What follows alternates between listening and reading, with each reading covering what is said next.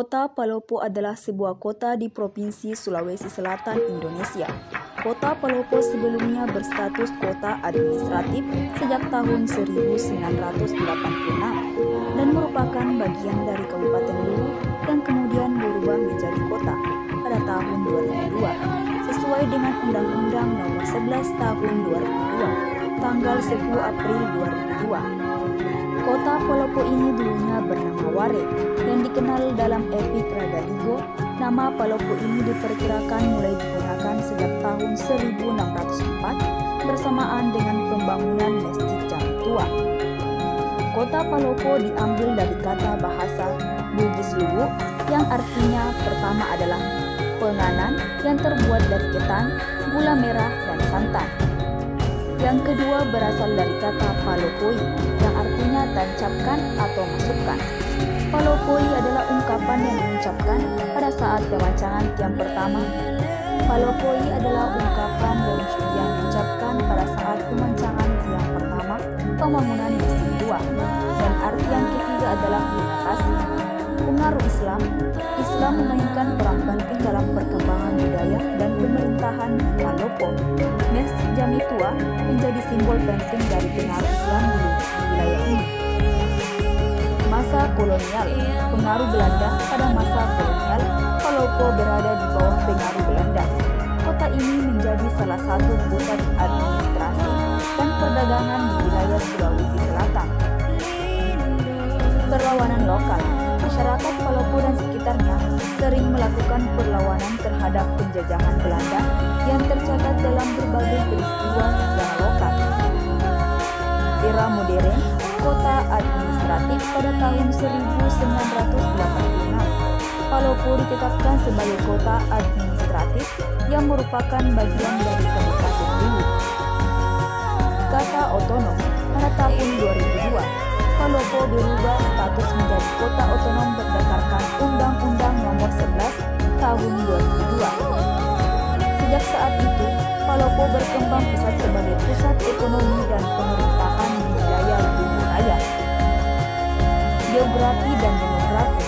Luas wilayah kota Palopo memiliki luas sekitar 247,52 km dan terdiri dari 9 kecamatan serta 48 kelurahan.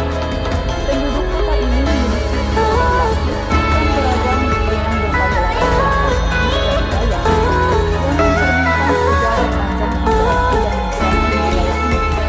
Warisan budaya Masjid Jami Tua, salah satu situs sejarah yang paling terkenal di Palopo adalah Masjid Jami Tua yang dibangun pada tahun 1904 dan masih digunakan hingga saat ini. Tradisi dan festival